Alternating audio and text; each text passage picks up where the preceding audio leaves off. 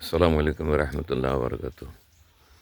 রমজান মাস এলেই আমরা রোজা রাখি। রোজা রাখতে হলে সেহেরি খাই শবে সাদেকের পূর্বে এবং ইফতার করি সূর্যাস্তের পরে। কিন্তু একটি বিষয় আমাদের অনেকেরই অজানা, তা হলো সেহেরি না খেলে রোজা হয় না।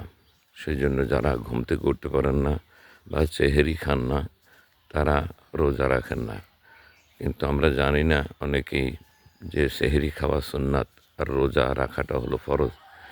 সেহরি না খেয়ে যদি আমরা রোজা না রাখি তাহলে আমরা ফরজ থেকে বঞ্চিত হই এবং গুনাহগার হই। সেজন্য মাসলা মাসাইলে আছে, সেহরি না খেলেও রোজা হয়ে যাবে, কারণ সেহরি তো সুন্নত। সেজন্য অবশ্যই যদি কেউ সেহরি খেতে না পারেন তাহলে রোজা রাখবেন, এতে রোজা হয়ে যাবে ইনশাআল্লাহ।